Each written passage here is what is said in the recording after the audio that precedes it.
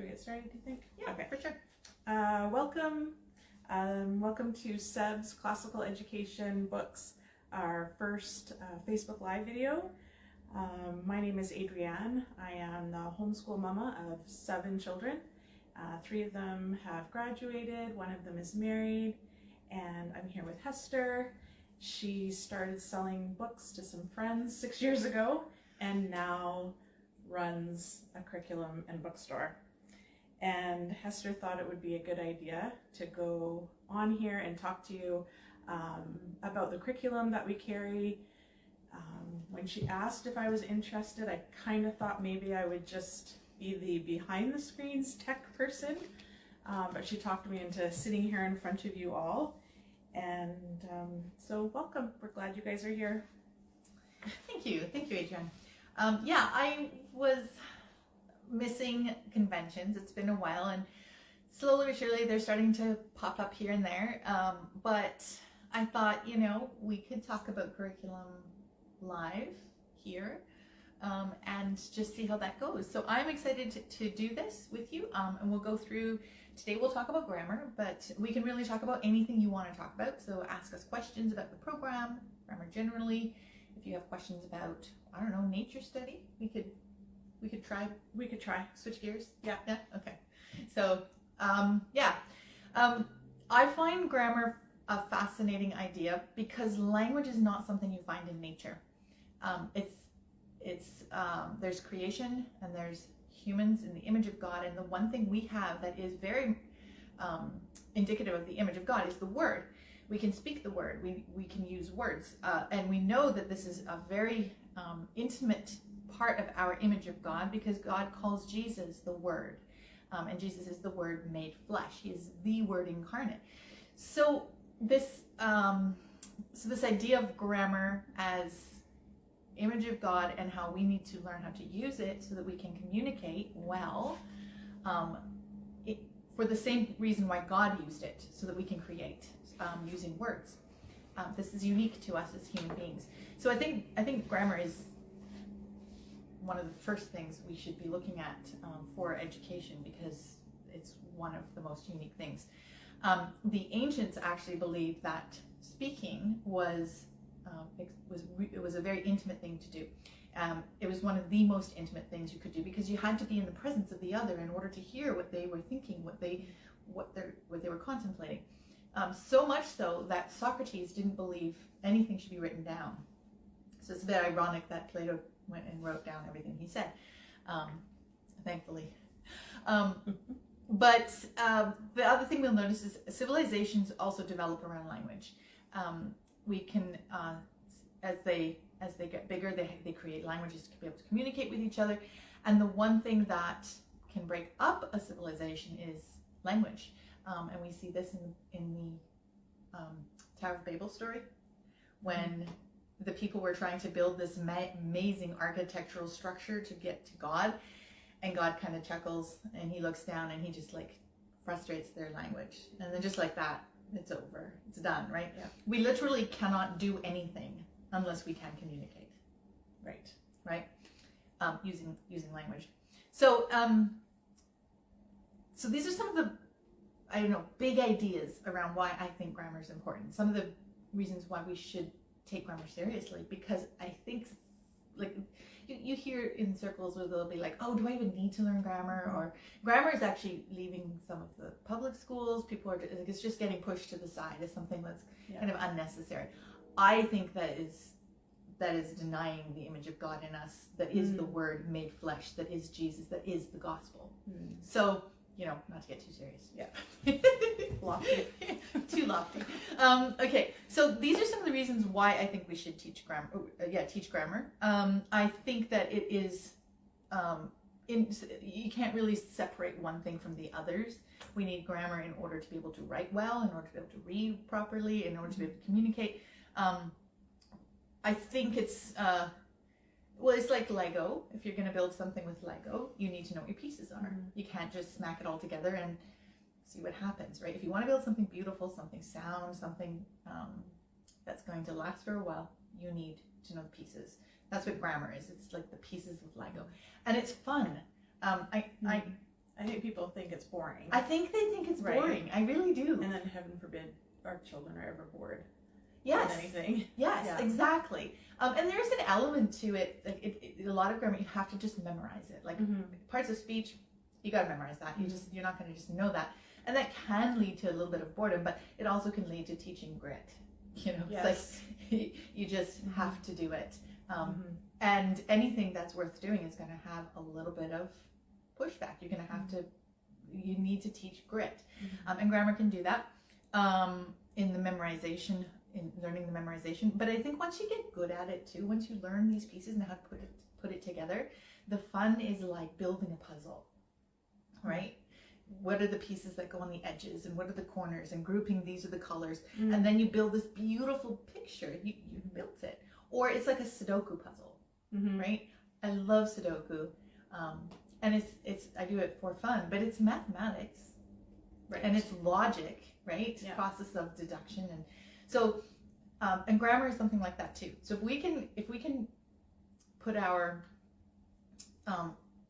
boring grammar aside, our ideas of grammar is boring, put that aside and think of it more as a game or as a puzzle or as a mind teaser, like not Wordle but grammar, then I think we could actually really enjoy it.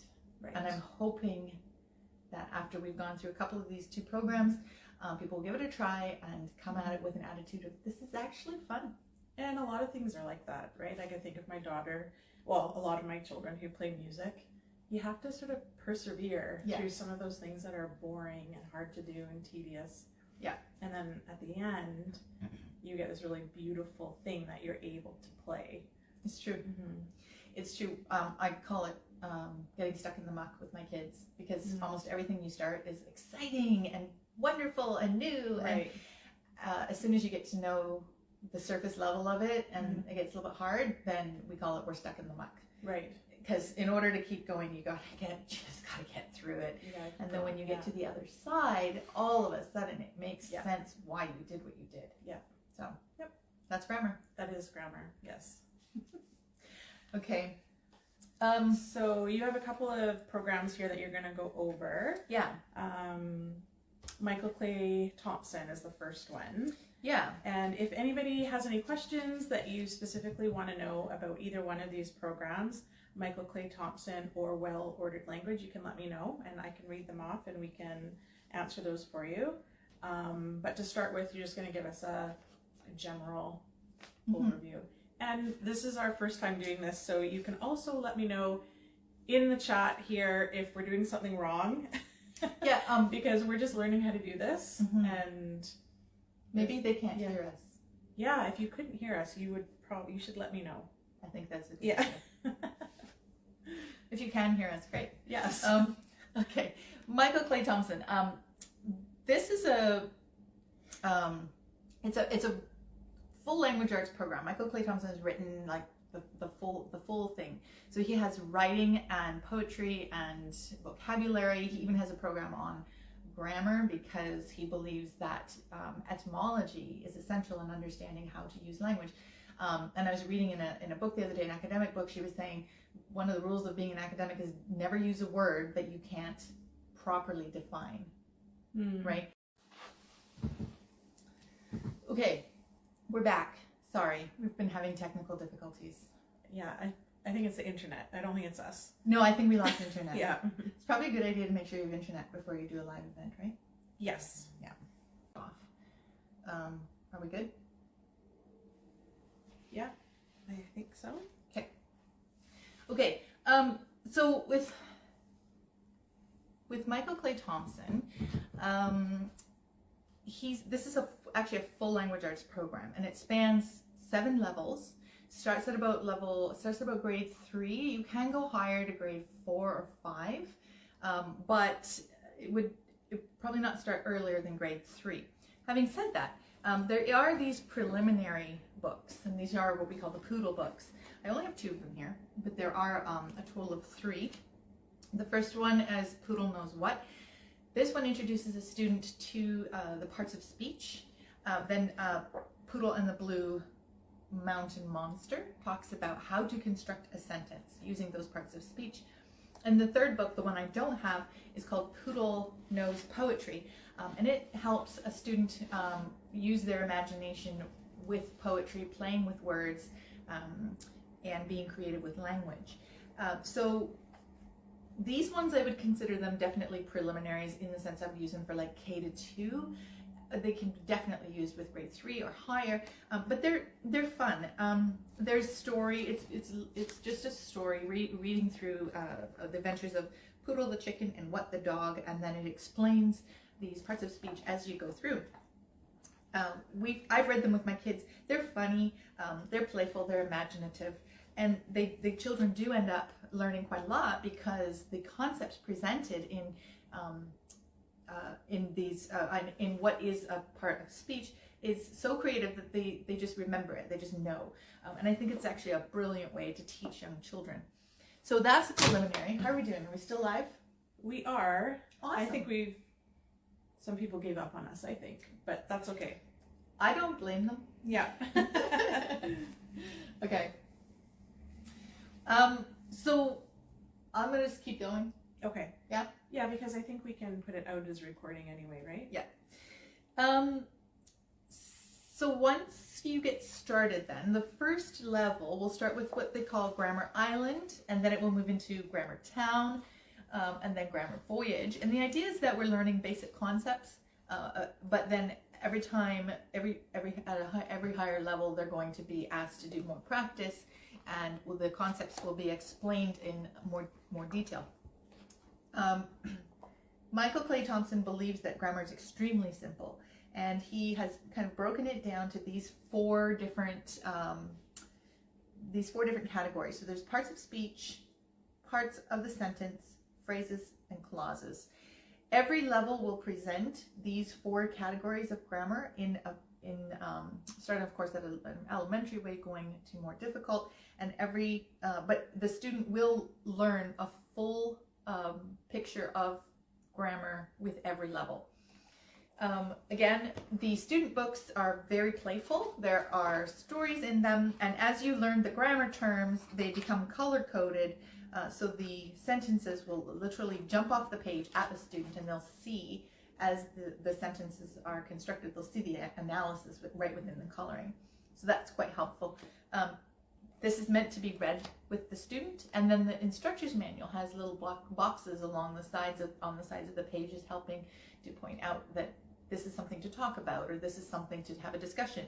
So there's a lot of oral work going on with this. Lots of,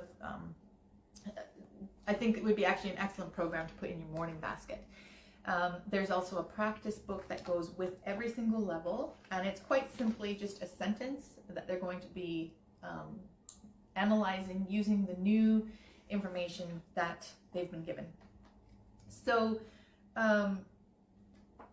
it goes like this till about level 5, and then it changes strategy a little bit, and it becomes more academic. So this is what a level 5 will look like. It's a bit more serious. We're dealing with middle school to high school students now, so stories and color-coded words are kind of not cool anymore. Yeah. So that's kind of the gist of Michael Clay Thompson. A few other things. So I think the program is very playful. And then when it needs to get academic, it does that. So I think it really relates to its audience. It's not heavy on textbooks. So when you have lots to do and you just need to get to grammar, this can be a good option. It uses classic literature. This is a pet peeve of mine. I think we need to use classic literature to teach grammar and writing, because if we want them to be excellent communicators, let's use excellent communication. Right? That's time tested and true. So they do that. They'll use classic literature and present it. And like I said earlier, you can use just the grammar strand from the Michael Clay Thompson program, but I think it's really enhanced when you use the other strands. So there's writing and vocabulary and Latin, and that can help to understand the full depth of language, the etymology of the language, and we're using words. If we're going to use a word, we should know what it means, what is the history behind the word? Where does it come from? Even the cultural significance of the word. Like if it comes from Latin or if it comes from Greek, it's very different culturally, right? Right. And our language is so heavily based on these cultures. So I think those are helpful, and they can make your study more richer, but you don't need to add them, and you can still just do the grammar. Okay. Okay? How are we doing? Okay. I think we're doing okay. Yeah? Maybe somebody could just let me know that you can still, in the chats, let me know that you can still hear us and see us.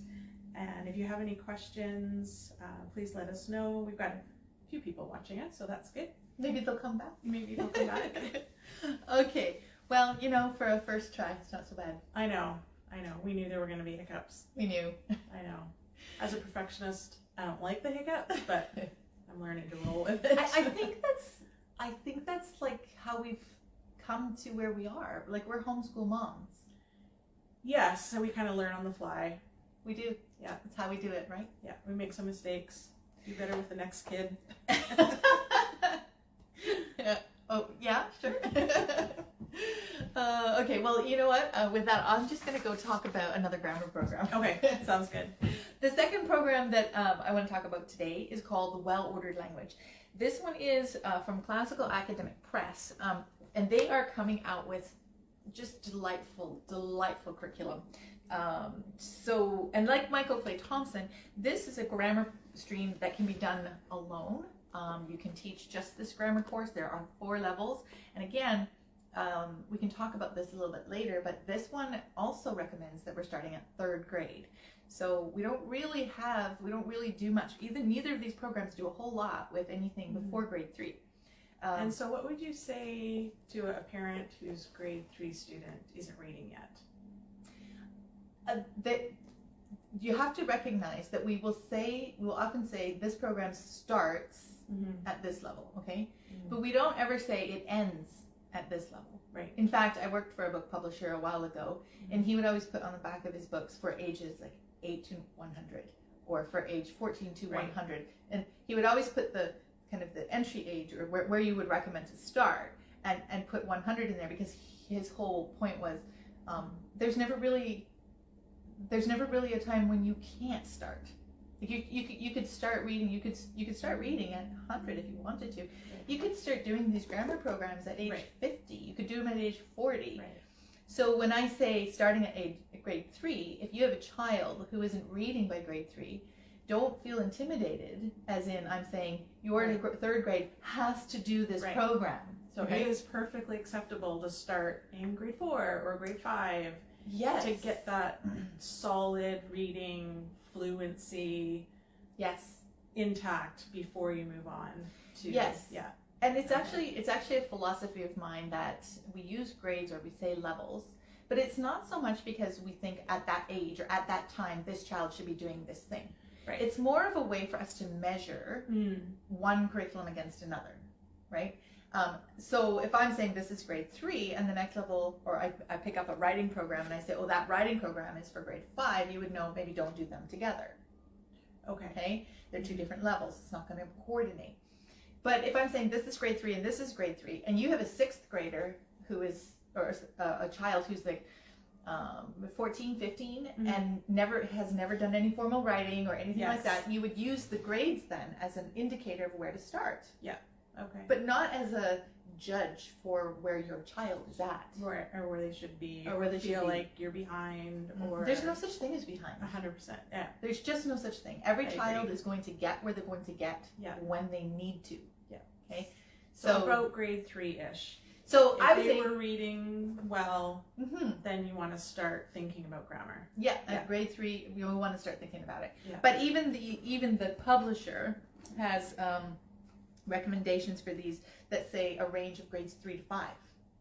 Perfect. Okay, so even in Classical Academic Press is one of the reasons why I love them is they don't peg anything on the grade. I love it when a curriculum does that too, where they don't plaster the grade level right on the front. Right. And so then you're handing it to your grade 6 student and it says grade 3 on it. They can just know this is just level 1. This is just where you start. This is where this is where you start. Yeah. So that's true about these ones. They'll say level 1. Perfect. And actually it's true about Michael Clay Thompson as well.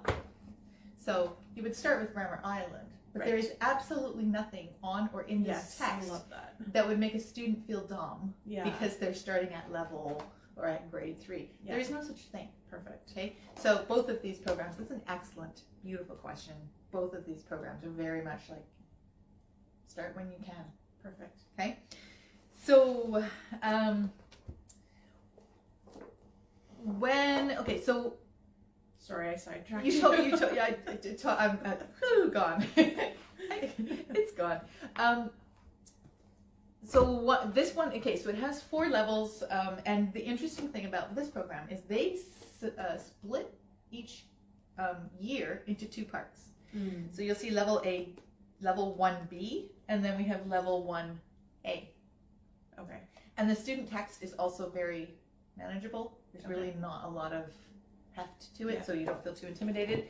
The teacher's guide, on the other hand, Is that the whole? Oh no, it's this is still 1B. Just, oh, okay? okay. So that's just. And this one is as 1A. well. So this is Okay. 1 year of grammar for the teacher. Okay. Now I'm going to comfort you by saying that's a good thing. Okay. Okay, we'll get to that in a minute. Okay.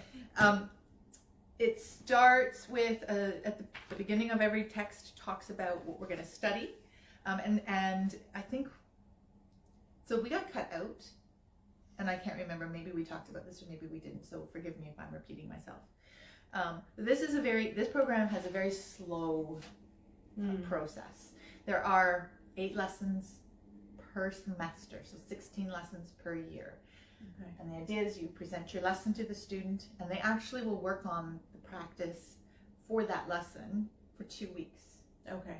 You can speed it up if you want to. You can do it in a week if you have to, or maybe the student is like more academically astute or at a higher age level. Maybe a 14-year-old says, "Mom, I just really want to redo my grammar again." Hey, this would be an excellent way for them to do it, and then not doing it over 2 weeks, of course, just 1 week. So, but the recommended time would be 2 weeks. 1 lesson, Okay. 2 weeks. It's very slow. It plays into the need for memorization. So it also includes jingles and songs that are guaranteed to make a mother crazy. Okay. If you don't tell your kids that they come with the program, Okay. Then we can. then Just maybe skip they it. won't find out. Okay. Okay. That'd But be me. if should you choose, there are jingles and songs to help with the memory work, because that's a very effective I way. still have Matthew C's skip counting Yes. songs in my head. Yes. Yeah. It's effective. Yeah. Albeit Annoying. Annoying. Okay. These books are what they call sort of front loading. So they will start teaching concepts for the first few chapters, and then they will kind of pull back on teaching new concepts and just do a lot of kind of refreshing and repeating. I think it's a very effective way to teach grammar because like I said, it's heavy on the memory work. Okay. So you have to memorize your parts of speech, and then when you start playing with these sentences, your memory work has to become practical, and you have to know where to apply it. But they're largely they don't overwhelm with tons and tons of knowledge, and you just got to kind of work through each practice. It'll start with information and then kind of slow down. And the next semester it'll do it again. It'll come at you with Okay. lots of information for the first few weeks, and then it'll back off and give you some time to work through it. Okay. This now the teacher's manual. I personally teach this program, so Okay. the teacher's manual is open and closed. You don't need to do any lesson prep, and you don't even need to pre-read the lesson. I would never recommend that. You should always pre-read the lesson. Okay. I rarely pre-read lessons, but then that's not true. When I first started out, for sure, I pre-read everything. But then when you're teaching your 5th child grammar, it just Then you know. Then you just know. Right. Yeah, so I may or may not have not pre-read the lesson once or twice. Okay. We won't tell anyone. So if you're new, I was new. Yeah. But the point of it is that the lessons are so well scripted for a teacher. You can, the teacher's manual is exactly the same text as the students, but it has, again, these little boxes, little sidebars to talk about give depth. Sorry, Liz just said she loves the songs. Not a song person, Liz. I'm glad you are. You may love the songs. Go for it, Liz. Love away. Then after we get through the lesson with the student, here's where these gray pages. So every time you see like these gray pages, that's notes to the teacher. So like that's a lot of notes for the teacher, right? And it's going to script it right down to this was my favorite thing. I wasn't great at diagramming sentences. So they have a sentence and then just like they tell you what to say. Read the sentence aloud. Underline the subject. Place capital letters above the subject. So like you just go line through line and they give you the teacher instructions as if you are the student. It's just so easy, so easy. So there's a lot of practice with this one, quite a lot. But they don't just leave it to grammar, and it just can't be boring because they include, where am I? They include this thing called lessons to enjoy, where they will present a story. In this case, it's fable, and again, they use classic literature. Big deal for me. We have to use writing that has existed for quite some time, right? We want our kids to learn to write well. So classic literature, they're going to present it, and then they're going to have questions to ponder. And a lot of this has to do with comprehension, like understanding. So when we're doing grammar work, we often dissect the language, and to the point where it's like, do we understand now what we're trying to say, or have we just turned it into like a puzzle and now we don't even know anymore what we're trying to say? So this program really keeps the technical along with the practical, so that you can dissect, but then you go back to reading something and really pondering and thinking about it and trying to understand what it's communicating. Okay. I think that's all I have to say about these two programs. Okay. So do you want to answer some questions? I would love to answer questions. Okay. So if you have questions, go ahead and ask them. You're going to ask them in the chat here, and I'll pass them on to Hester. If not, I have questions that I would ask if I was looking for a new curriculum, and so I'll just ask those. Sounds great. And you can ask questions about anything. So like if you don't want to ask questions about grammar because you're already a grammar pro, then let's talk about music or literature. But just not math. Not math? Let's not talk about math. Okay. So you already covered the prep. Would you say that one has more prep than the other? Like they both seemed pretty good, that you didn't have to do a lot of prep, but is one, if somebody was just like, I'm having a newborn, I want zero prep, which one would be better for that? That's definitely Wellordered Language. Okay. It's just so scripted for the teacher. And I'm not having a newborn. I'm done. So just to clear up any confusion, I'm not. Neither am I. Just to make it clear. Oh gosh. I suddenly thought, oh, will people actually think I'm having a newborn? And so I needed to clarify. We could just let them think it. Yeah. No. It'd be fun. Oh, okay. No.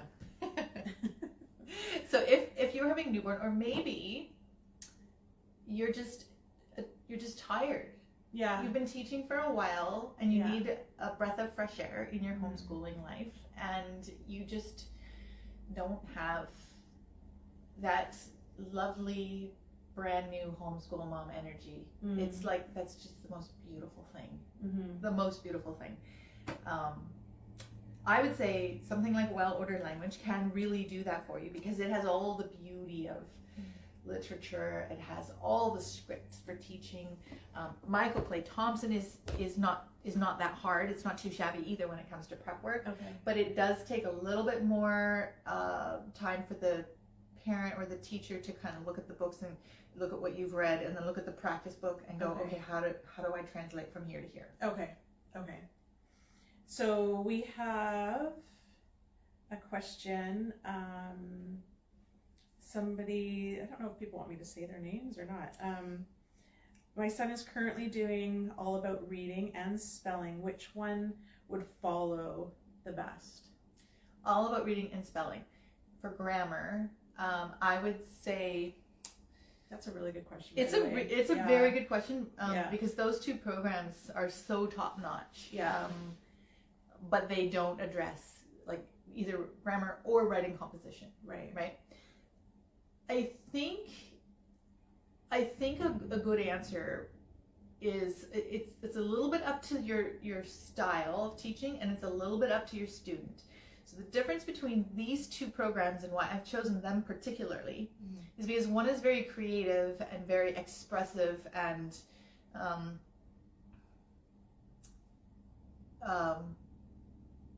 fun. And I'm not saying the other one isn't fun. It has its fun too, but Wellordered Language has a bit more structure. It's a bit more formal, and it has a bit more work to it, textbook work to it.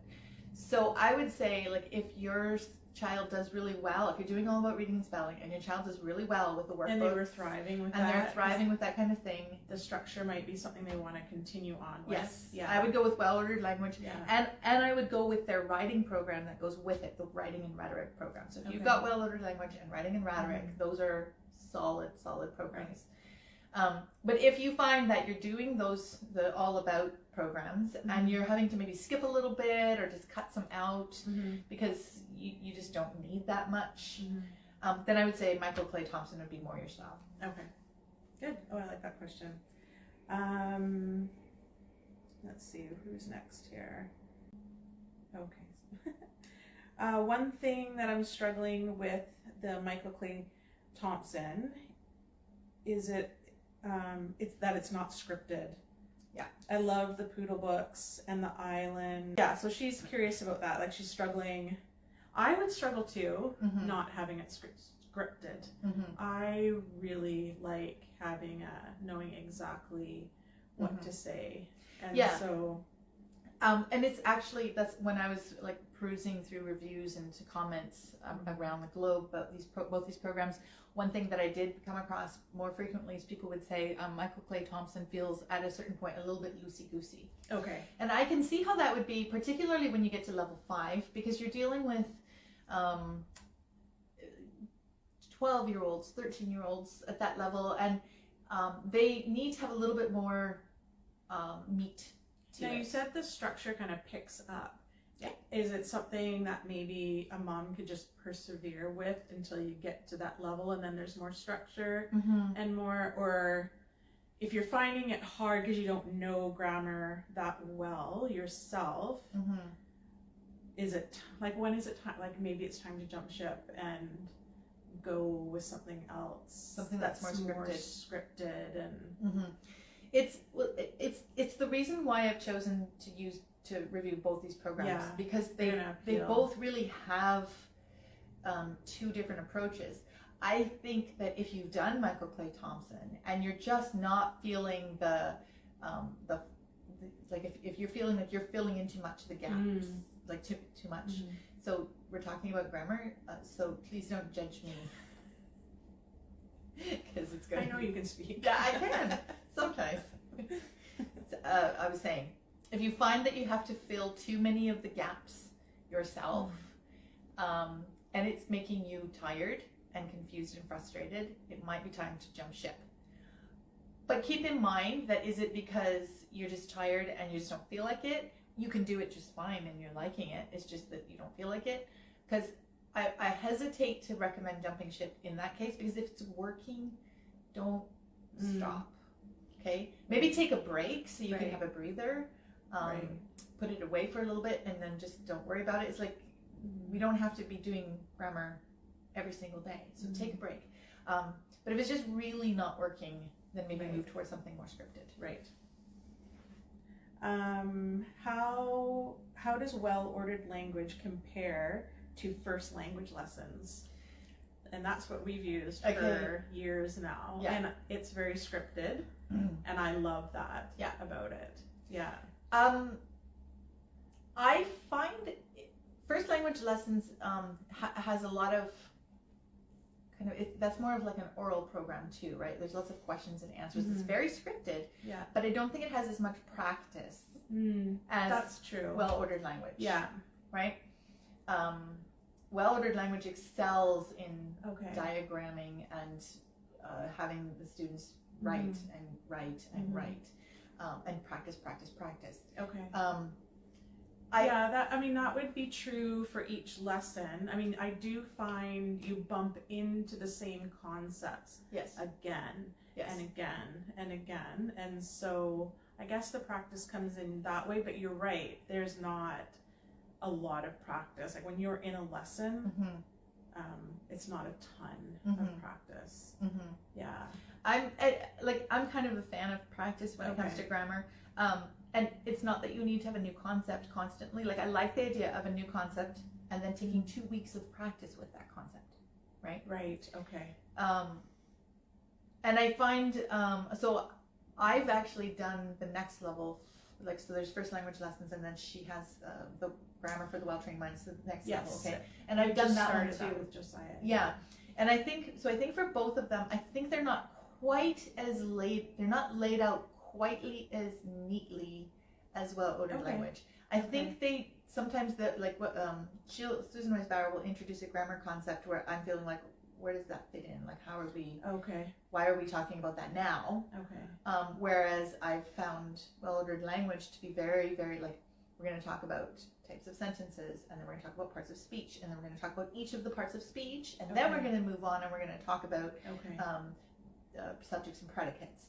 So it just really builds on to, it's like each concept builds on the other. Okay. And I found Susan Weisbauer to be a little bit like, we're talking about parts of speech, and now we're talking about predicate verbs. But we haven't talked about predicates yet. So what's a predicate verb if we don't know what a predicate is? Okay. Yeah. Does that make sense? Yeah, and I would say that's a totally fair analysis of that program, because I have found that at times. Hopefully that answers the question.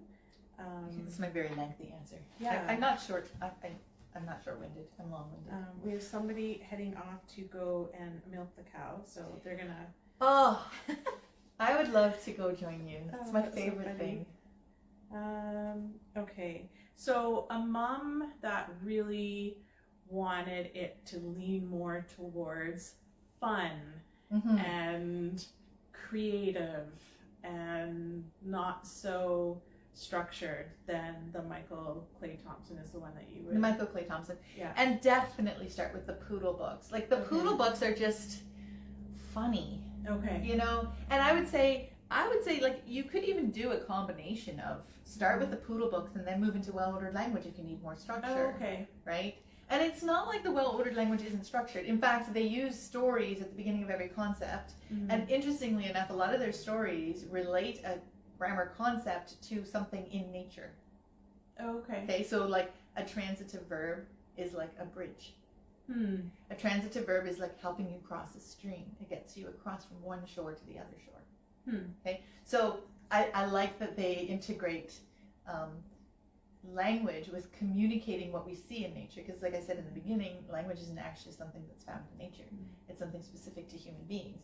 But as human beings and made in the image of God, we need to use the word, which is the gospel, to communicate what the gospel is, and that can often be communicating what we see in God's creation, what we see around us. Okay. So I love how Well-Ordered Language ties those two together. I might be sounding a little bit like I really like Well-Ordered Language. Well, more than I Michael think Clay we Thompson. all end up a little bit partial to like what we're familiar with and what we're using. Yeah. And, I actually have a question about the Poodle Books. Yes. So would you say a child who, okay, maybe they're not really ready for a full-on grammar program because they're still one of those like wobbly readers, is that something then, like if you wanted to sort of introduce your child to the concepts of what grammar is, just to get them even familiar with the terms and some of the vocabulary, like would that be okay? Absolutely. I don't think that a child should be taught grammar formal grammar before the age of 9 or 10. Okay, grade 3-ish. Okay. But what the Poodle does is it's a read aloud.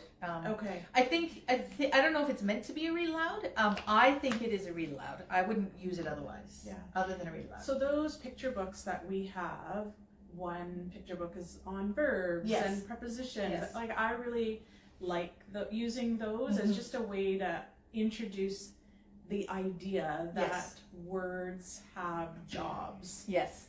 you know, it might be a noun or a verb, and so is that kind of in that, would it be similar to that, except that those are broken into specific picture books? Yeah, it is kind of similar, except that this one, the Poodle has continuity between, so you're talking about like if you were a verb, if you were, those ones, okay, and those are good. Yeah.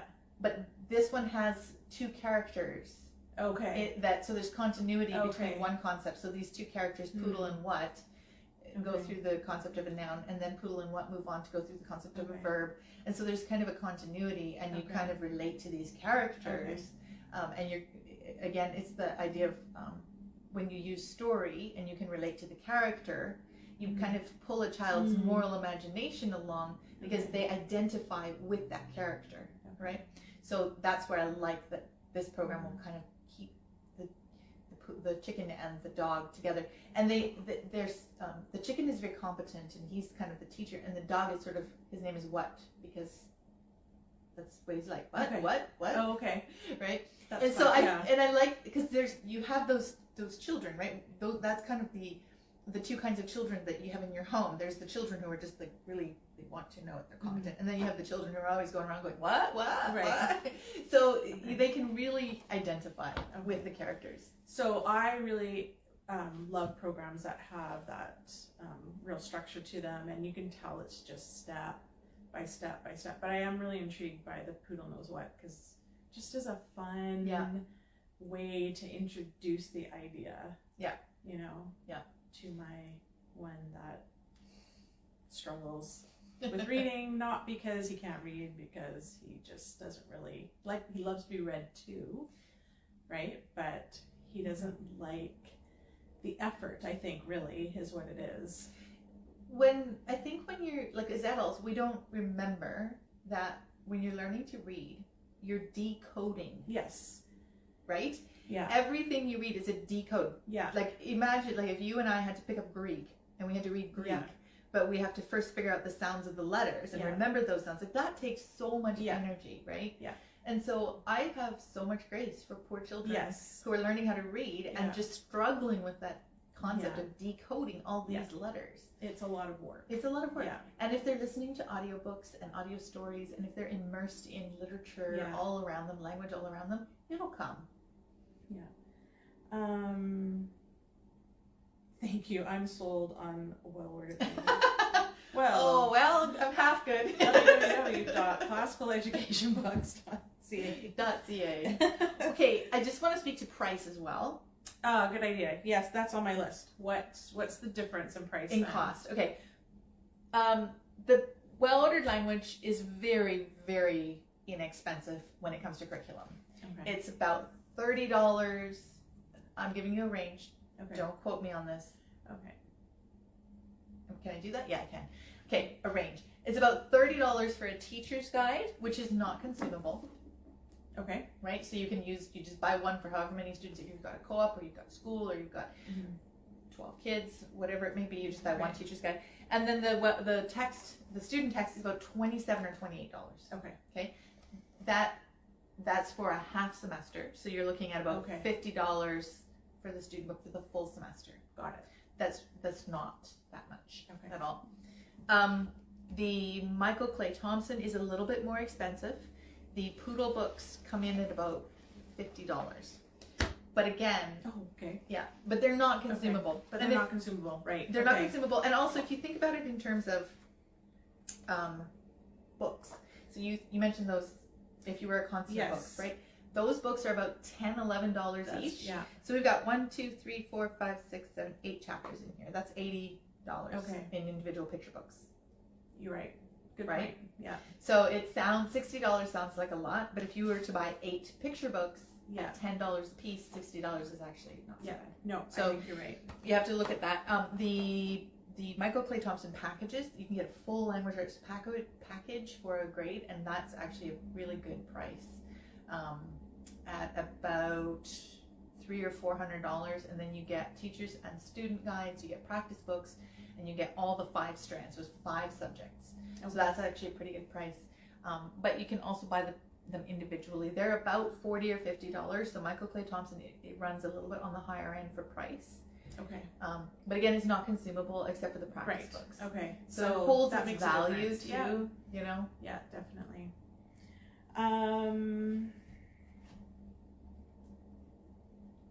So is one better than the other for a brand new homeschooler? Like you're brand new, you have never taught grammar. Maybe your grade 3 student is coming out of the public school system, or there's, you know, this is, you're brand new at teaching grammar. Is one better than the other? Again, I just don't believe there's a one size fits all. Okay. So I would say again, and if brand new homeschoolers, it will take them a bit to find their style. I call it finding your wings, right? But there are things you can ask yourself of what's better than the other.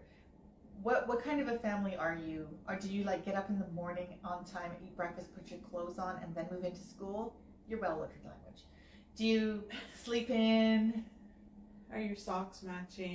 Do the tops of the pajamas match the bottom of the pajamas? Do you wear mismatched socks and mismatched pajamas while eating breakfast at 9 It's like o'clock? a reoccurring theme in our conversation. Which, guilty, just so we all know. Yeah. Then I would say don't get too structured if you're more of that sort of I'll do school in my pajamas. Okay.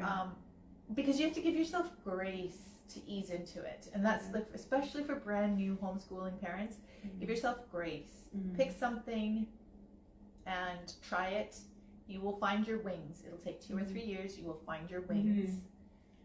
That is good. When I went to my very first homeschool conference, and I went to Getting Started, some seminar, and she said, "Don't give up until you've done it for 2 or 3 years." Yeah. And I would completely agree with her. Yeah. Yeah, I don't remember what her name was. Yeah, so I would say it's really, I don't really want to say if you're a brand new homeschooler, pick this one or pick that one, because that sounds too much like this will make you successful. Okay. Assess your style. Are you academic and structured, or are you a little bit more creative? Are you in the middle? We're all different. The whole purpose of doing this is so that we don't have to conform. Right? So let's not then try to fit everyone into the mold. Okay. And be okay with it didn't work. It's fine. Right. Try something else. Right. No, that's good. I don't think we have any more questions there. Okay. And it's coming up on 5. Yeah. I don't think there was. And we talked about that one. No, I think. Awesome. Okay, that's great. Thanks for joining us. Thank you for joining us on our first Facebook Live. I think we survived. And we'll do it again next month. See you then. Bye.